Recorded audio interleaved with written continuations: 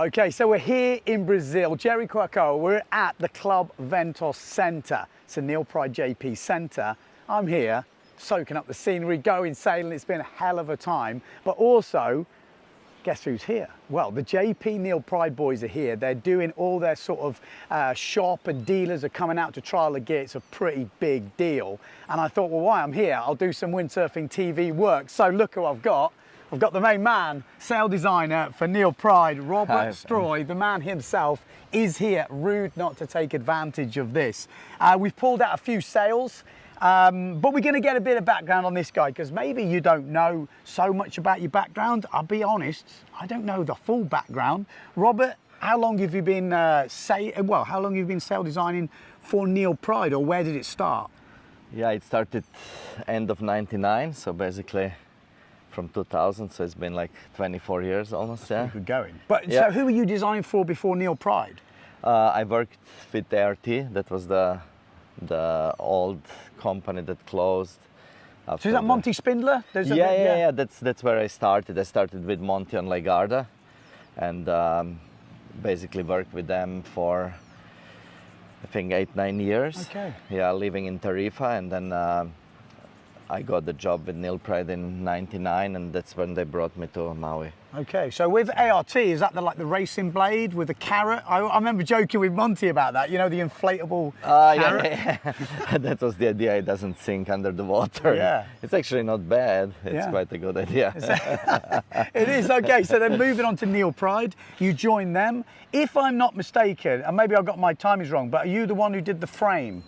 The Neil Pride frame. Yes, I remember that was my introduction to you. Yes, somehow. This actually we did in a collaboration with Thomas Meyerhofer. Okay. So he was like a product designer that already worked before with our boom front and stuff.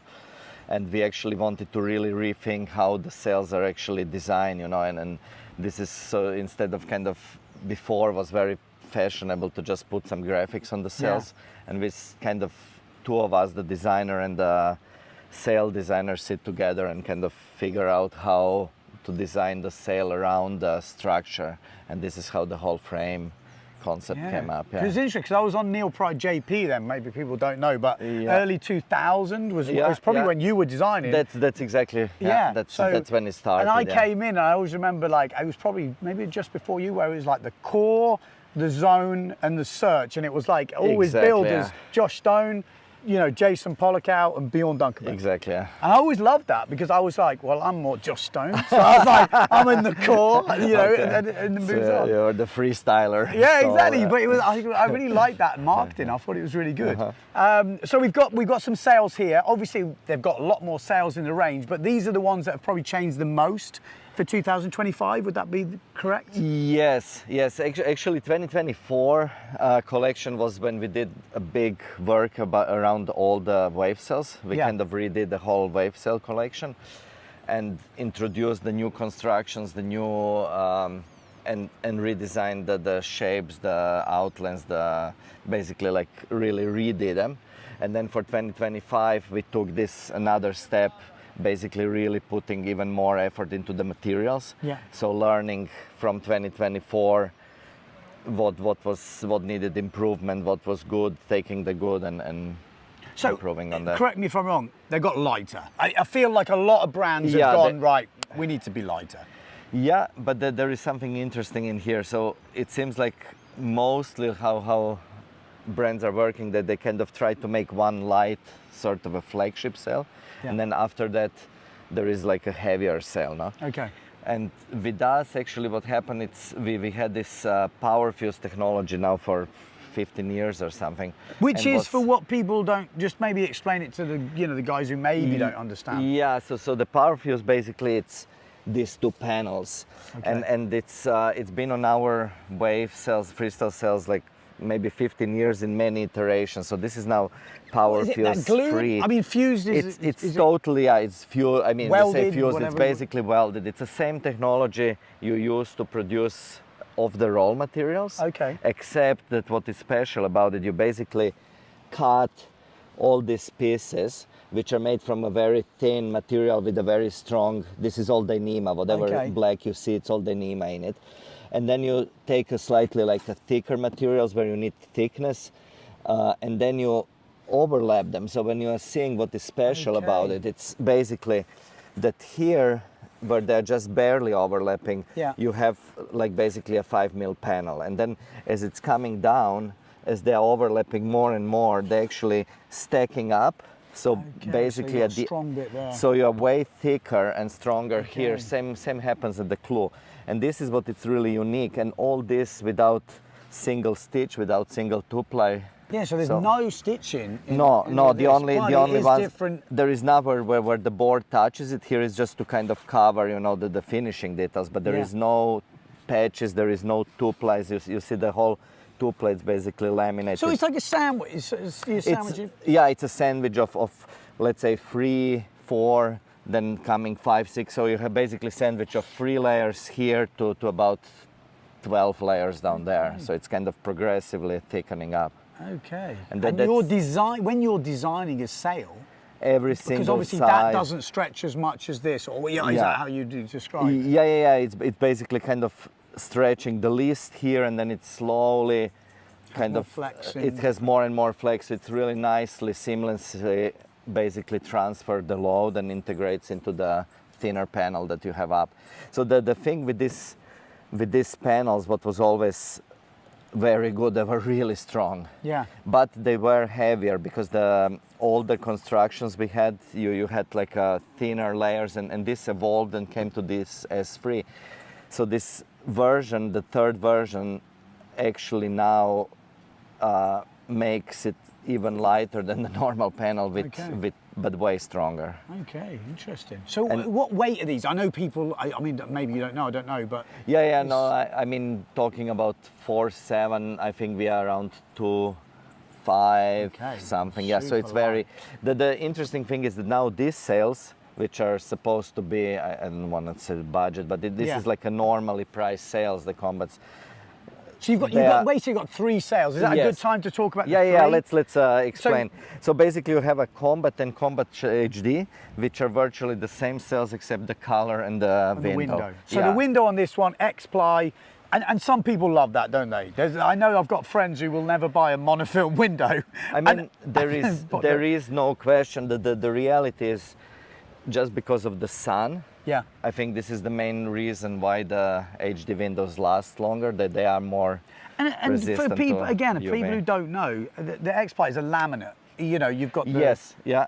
So it's a laminate of 2 layers plus the yarns. These are the Dyneema yarns inside. Yeah. And because of being laminate inside the glue, they're actually using the UV inhibitor. So it basically blocks at least part of the sun. So it will definitely last longer if it's left in the sun than the clear film. Okay, so that's the reason, because of... That's the reason. It's because of the UV inhibitors they put in the glue. I'd say I didn't know that. And would you say, I mean, I'm just going off my feel, the cross-ply or whatever we're calling it here, is a little bit more flexy? There's a bit more give? It is. It will always feel a little bit softer for 2 reasons. First, it has more give, and the other thing is with yarns you can actually make it thinner. So this material, I know it's funny, everybody thinks HD heavy. Actually, this panel, it's lighter than that panel. See, this is the interesting. I didn't know, and I found that out, not joking, recently, and I was like, what? It's lighter? And they're like, yeah, because you can have 2 thinner materials together rather than one thicker. Because without the reinforcement, you have to put up a little bit of thickness just to be sure. Because I've had a few conversations with people about X-ply sails and actually come out lighter than some of the monofilm sails. I didn't know that. I mean, on a slalom sail or so, you can take 4 mil for sure, and then it's even lighter, but you can't on a wave, it will just explode. So main difference is the main panel there, HD. Not main, other than window. Color is the only difference. Okay. Yeah, so it's a completely same shape, everything the same. And then we've got the... And then we got the Pro Fuse. Yes. Yeah. So this is same design. Do you do anything different with the design? No, I have not. And the interesting thing is, if you're looking, these are welded cells. Okay. And the reason is to be able to go even lighter, because the technology of the Power Fuse, what it is, you still have one thin film that it's in the whole area, and then you have a layers over it, and then another film that seals it all. Okay. So you still have at least minimum 3 layers at the thinnest parts. Okay. Now when you come to the Profuse, Which is this yours? Right? this hole, so this is all actually welded. So you see, it's actually the same pieces used in PowerFuse, but you can feel that Yes, the edges there's are not a cover on top. Exactly, there is not a cover on top. So this, it's what make me able to be even lighter. Plus the other thing, it's here we are able to actually develop a special materials that are fully cloth, like we call it the taffeta. It's what I really like to use. You can see it in our laugh panels and stuff. So it's like really chafe protected, and then you can go even thinner. So this is lighter again. And how light's this? It's about 50 to 100 grams only difference between, and that's what I was saying. It's what is, I think, very special about our range compared to what's normally done. It's that actually the difference between the Combat and Combat HD and the Profuse, it's actually very little. Yeah, but and again, I've talked this about a lot of different people as well. It's like there's one thing having it light in the hands, like picking it up, let's say. But the other thing is sailing. You know, exactly, that's but the key. That has to do with. I think it's a combination. I mean, you will never have a really heavy sail that feels light in the hands usually. Yeah, exactly. Yeah, well, exactly. You have to start with something that's you start with light weight. and keep it light. You can make heavy light. Yeah. Well, I don't know if you've seen it. I bet you have. But Ricardo Campello just dropped a video where he did his own opinions on sails, and obviously, you know, he got help from you guys in the summer. But I think he billed your sail as maybe his favourite one, and he's worked with you a lot in the past. Yeah. Do you think, you know, just for people at home, you know, opinions on sails do vary from rider to rider. They want different feels. How would you say this feel of the Combat would be? I mean, I used to do a lot of testing with board seeker and stuff, and we used to do a lot with where the power point is, you know, where the sail pulls from.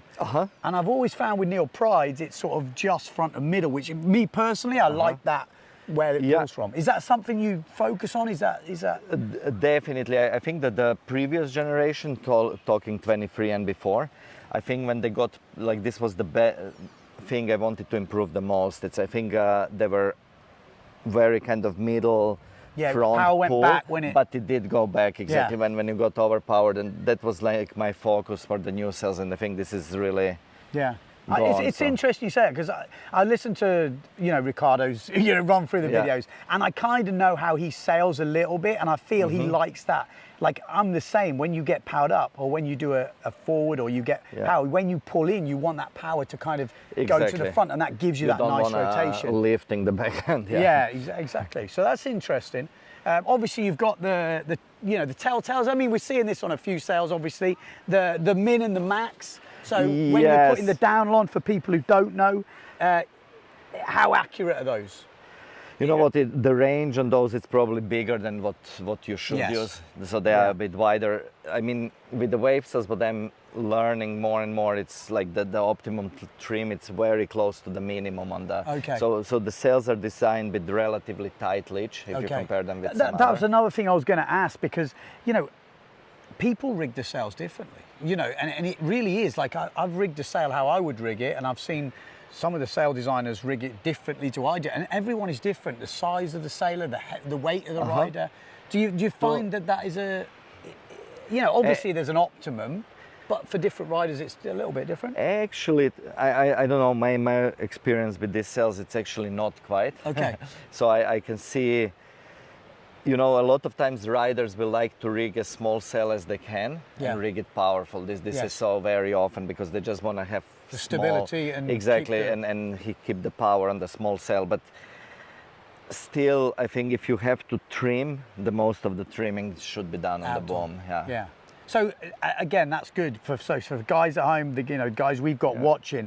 You set it on the down on, and that doesn't change so much, does it? No, maybe a cm at the most from min to max. So once you've got a little bit of loose, you know, you don't want too much, because you obviously you've only got 4 battens. Definitely, definitely not too much, because what happens, these sails are actually made to really twist kind of more organically with the pressure.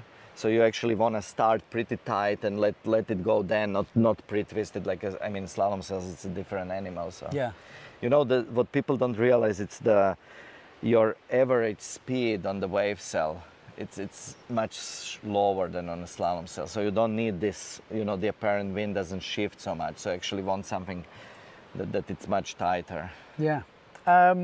Obviously those are the combats. You have other wave sails in the range? Yeah, sure. We just brought this to kind of show how the constructions work. Yeah. But there is Atlas, which is a 5-batten sail, which is like quite a bit, like usually I like to say like the 5.4 Atlas will give you a power more than a 5.6, 5.7 combat. Yeah. So it's like the sail with much more profile and more drive. It's really nice for the heavier guys. Like it's when it's lighter than 5 Mike Weaver, it's usually then I go to 5.4 Atlas. So I love the combats 5.0 and down, and then. So if you're recommending those sails, it's the 5-batten sails usually for a bigger person, but smaller people ride it. I mean, is it a feel thing or is it definitely a weight thing? No. I think it's actually depending where you say. I have riders that take them to Silt, for example, when there is a World Cup in Silt. Yeah. Because it just gives you this drive, even though they are lighter and like Swifty, for example. You know, he's pretty light these days. Yeah. And he actually really likes it. It's just this constant drive you get. That's what it is. It's not as neutral on the wave, obviously. So interesting. And then we have a Zone, which is like a 3-batten, really down the line sail. Okay, so the Zone is now 3-batten. Yeah, since last year. So you've still got, you know what I said at the beginning about the Josh Stone, the Polikaw, you know, and the Bjorn sails. Yeah, definitely. There is still the free ranges, of course, yeah. Okay, interesting. So the Zone is a 3-batten, and that's more down the line. It's purely that, yeah. It doesn't feel good in onshore for sure. Yeah. And then it will be the lightest sail on the wave, no question. Yeah, I'm sure it will. I mean, 3 battens and yeah, still guys the same like technology. Morgan really like it. Yeah. It's interesting because like the riders don't take that sets because they have to compete all around the world. Yeah. But actually when they're on Maui, yeah. You know, it's interesting because sometimes, you know, a specific venue, you know, if you're going around the world, like you need an all-round something that does everything. Whereas when you're in a specific place with, you know, sometimes it could be one specific condition. You might have a 5.0 zone, and you use it for float and ride, or you know, something like this. Yeah. Is the 3-batten more powerful? Like how would you like define 3-batten, 4-batten, 5-batten? Give me just your quick, if you can. Let's say, if I take the same sail, design the same body, same outline, I don't change nothing, make it 3, 4, 5-batten, it will definitely be that the 3-batten will play in the earliest. Okay. So basically the batten gives you this extra softness, extra fullness, but obviously when you do a 3-batten sail, I do make them flatter because I don't want balloons, you know. So because they do end up. Exactly. So in the end, I will not say that definitely the combat will be designed more powerful and Atlas yet again designed more powerful. Okay. But if you would only change the battens, then yes, then that would be true. That less battens give you more power, but so just compensate. Okay. To sum up, then the combat is the most all-round sail. I would go. No question. Yeah. No question. So that's kind of your go-to. Yeah. Most people going on Pride, that middle size. If you're one of the bigger guys, or you want a bit more power, maybe in some more onshore. Or sailing onshore. Yeah. This is exactly. Then you go to Atlas. Yeah. Yeah, and then the 3-batten, more down the line, float and ride. And you know the other interesting thing with Atlas, it goes all the way up to 6.5. Okay. So the really big guys, it's your answer. Yeah. Oh, that's interesting. So obviously we've talked about the sails getting lighter, and I know the big question for everyone at home is, has the sort of longevity, has the, you know, the durability suffered?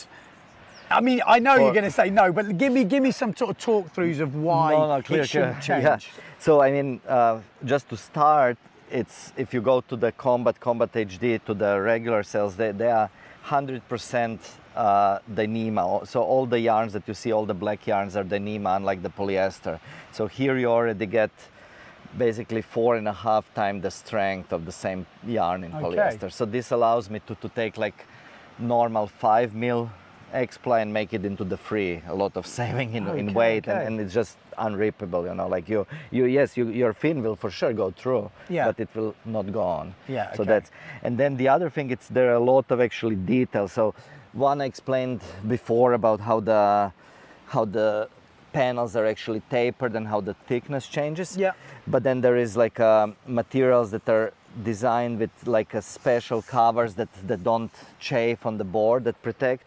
And then one unique thing I'm using in all the sails going down to race sails and everything, it's every Neil Pratt sail has full-on solid Kevlar tape all along the Okay, leech. it's Kevlar tape. So there is a Kevlar tape under. The Kevlar, it's like incredibly strong. It's incredibly resistant to bending. This is why I don't like to use carbon, because carbon is fragile on the cells, but it has a problem with the UV.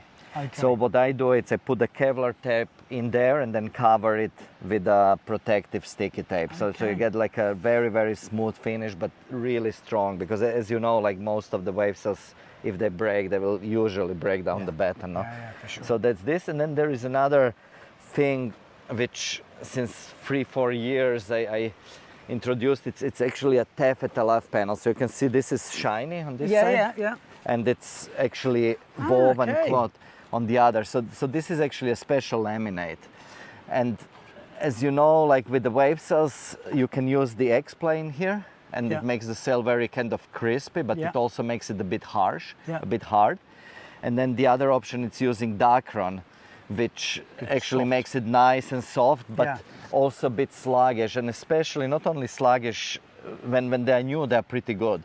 1 year going, all the resin kind of softens and the Dacron becomes like old hobby cat cell. Okay. So this is the answer. What I did, I developed this material which is very similar to the old milers from years ago, but with a much better glue system. Okay. And it takes the thin film with the woven material and then puts the Dyneema yarns for additional stretch and for the additional rip resistance. And that's basically the taffeta. So that's used all over the place, including the whole sleeve of the racing cell. That's the black material you see. That's the same stuff. So it can be very light because it holds the stitches, but at the same time it gives you a good elasticity, good response. So okay, interesting. It's my favorite. yeah, interesting. I'll cut that. We'll just do the talking now anyway. You good? So carrying on with the rigging, I've been asking a few people, for telltale signs. We obviously covered the top minimum maximum. We talked about downhole. Yes. What about over rotation on this mid batten? Is that something you look at? Yes, I definitely do, and especially with like a new combat and zone. What's happening? It's the sails. I really wanted them to be very, very neutral on the wave. So when there is no wind, when you shit out, I wanted any part above the boom to really become flat. And the only way to keep the power and have that, it's basically you make this, what you call it, the dynamic fullness. So you have a batten that goes very far forward, like even maybe past so the like, middle of the mast. Yeah, it's almost like 65, 70. Yeah, exactly. Like and then once you get the pressure, all of a sudden there is plenty of profile to get into the sail. Because that's kind of something they use in the freestyle sails, probably exaggerated. Exaggerated because they will put another 5 cm less out. Yeah, because they want it to go neutral when they duck, so they don't want any camber. Exactly, in the and no loose leech. They want it really kind of stable. Yeah, exactly. That's interesting because a lot of people don't know that. The old sails you rig on the downhaul and they've got a lot of cambering, and the problem is with that, they don't go neutral off the top. They keep that sort of power. Exactly. And definitely Atlas, it's much less of this because you need this power from... You need a bit more. From the very beginning, I want to just log that. Interesting. And where are you based at the moment? You're based in... Since I started with Pride, I'm on Maui. Okay. They brought me to Neil Pride Design Center, as they call it. Yeah, okay. I mean, that's perfect because you have got the boys on tap as well. You've got the conditions. Of course, yeah. Are you doing alterations on Maui, or is that something? No. I do. Yeah. I do. I also have my own plotter and a whole little sail loft setup. So. Okay, that's interesting. Who's your main man? Like over the years you've been working with Neil Pride, which is 24. 24, yeah. 24 years, yeah. 24 years. Who's been or who is the best guy to work with in terms of getting feedback? Because it's not always the best sailor. Sometimes it can be. Yeah. I mean, in racing, obviously, through the years, I worked with Antoine super closely when he was kind of active. And then I would say Enrico and Arnon was always there. Kind of, always you have like a couple of guys. Yeah. So at the time of Antoine, there was Arnon, there was Finian at the early days when I just started. He was actually very good developing. I can imagine. Very good, yeah. sometimes he goes on a tangent. Yeah. But it's good, isn't it? As a It's sound good. designer, Yeah, do you yeah, like yeah. that? Yeah, Do you so like that actually when I started, it was Finian and Robbie Redis, if you would remember. yeah. I brought him over from ART days. I know he was amazing tester. Okay. So I brought him over, and then was Finian and him developing formula cells. That was my beginning, interesting. Yeah. in the harbor. Yeah. Hawaii Harbor. Yeah, you don't want to fall off there. No, and then it's a short run, kind of. Yeah. And then wave sailing, more so? Oh, wave sailing, it's Swifty and Morgan. I really like working with Morgan. He's very kind of calm and kind of gives you the straight up opinion. And now, since a year, I worked with Marino, which was really pleasure to get another perspective, you know, from Canaries. He was, when I do this job, you know, like something, you do that. I was out with him yesterday. We've got waves like this, and it's starboard tack, and I'm like, oh, he doesn't really sail starboard tack. Perfect double, right next to me. I was like, okay. And I was asking him later, he goes, yeah, I've probably tried about 6. I was like, bloody hell. He's a talent. Marino is definitely a talent. Really interesting. Without the fear, yeah. And you see him in Maui as well. I've seen him, you know, his improvement. And what I'm so happy is the time he's spending, like he's been until now in Maui all the way through the Aloha and stuff, and coming back in spring again. So yeah. No, that's so good. I think He's it's keen. super nice to kind of combine the team. And yeah, no, that's good. It's good. And you've got, like you say, you've still got the old guard. You've still got Swift, who's, you know, been there. He's seen it, done it. You know, can keep a nice steady line. And Morgan, obviously, I mean, he's absolutely ripping. But it costs lots more. On the freestyle cells, I started, like the whole program started with Steven. Yeah. Years ago, and then Yentl took over, and now working with him and Sarah. She's always positive. Yeah, I was going to say, how's she? She's like, it's great. Just give her something and she wins. It's so that's cool, man. I mean, it's a cool job. Like, I mean, it don't get better, does it? You must be living the dream, I don't really. complain, yeah. No, because, I mean, you're getting to work. You're not just stuck. I say stuck, but you're not just doing race cells. You're not just doing wave cells. You know, no, that's actually what is really cool, yeah. What do you get the most pleasure from designing? Like, what's your, like, is it a certain thing? It's so different, because with the wave cells, you know, it's at home, you do it, and I love to use them. So it's something like I keep going with the prototypes, I feel myself and stuff. With the racing cell that, you know, outgrew me, you are completely like relying on the team. So how it works, it's usually through the autumn, winter, spring, I'm working on the wave cells. Yeah. And then through the summer in Europe, I go to Europe every summer for like 3 months usually. Okay. And so I will make some prototypes of the racing cells, send it already to the guys to try, and then meet them, and then work with the guys doing the racing cells. So that's completely different thing. Well, yeah, we're gonna move on to the racing cell. I know there'll be a lot of people watching this for the wave cells, but I could do this as a separate video. If it's a separate video, it's a separate video. If it's not, it's not.